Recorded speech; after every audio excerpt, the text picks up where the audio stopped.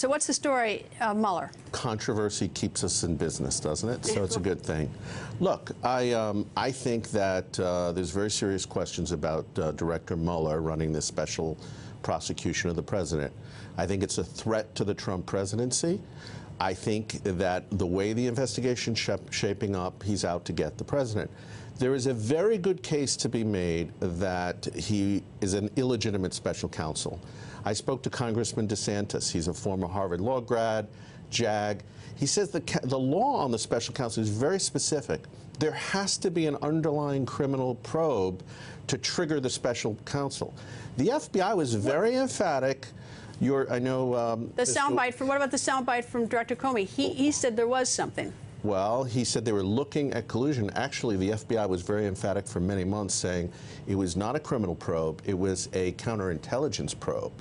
And in fact, Rosenstein was asked by members of Congress, and I'm told he did not have a good explanation as to how this all happened. But the bottom line is, Greta, we've gone on for now 6 months. There's no evidence of a crime. There's not even actually a serious allegation of a crime committed by the president or any of his subordinates. This is all smoke and mirrors. What about the Flynn investigation out in the Eastern District of Virginia? There's a grand jury that's investigating Flynn and he was part of the transition team, part of the White House. Separate matter, right? That he received payments and didn't properly disclose it on his application. But it has nothing to do with the president.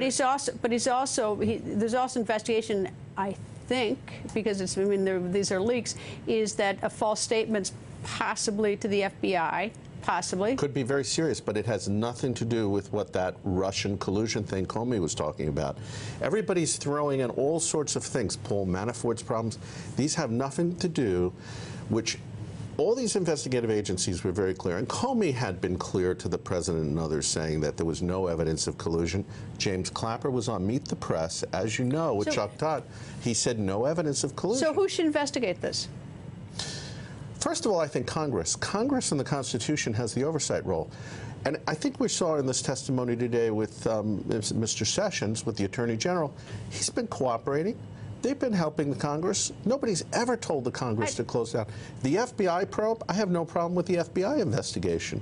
There was never any evidence that the White House... Do you think that Mueller's going to get fired? No. Or, I mean, there are a lot of steps that the president would have to go through the Department of Justice. But do you think there's any chance that the president is going to exert any pressure to fire Mueller? So I reported that he has considered that option. Look, the president is a very savvy negotiator. I think he's probably the most savviest negotiator ever been in the Oval Office. And if you read Art of the Deal, it says it. Keep all your options open, never reveal. You know the problem is, though, with Chris, if he was such a savvy negotiator, we'd have health care, we'd have tax reform, he would work with the Democrats, he would outwork them. He's not a magician. He just showed up in Washington a few months ago. He thought that the Congress could push a lot of this thing, I think, on his learning curve as president. My experience is Donald Trump is an extremely quick learner. So he comes in and he's figuring out what works, doesn't work. And he's realizing Paul Ryan doesn't work for him. All right, what's the story with you and Sean Spicer? Well, look, I'm not a flack for the White House. I speak my own mind. I've been friends with the president for a long time. I'll say very positive things when they're warranted. I will be critical at times. Sean Spicer did not like my comment, but you know what? After all of this brouhaha over the past 24 hours, the White House has still not issued a statement saying that my comment that the president was considering firing the Director Mueller, that was wrong, or that the president stands by or will keep Mueller. So I'm waiting for that statement, just like you are. All right, any chance, since you're close to the president, any chance there are tapes?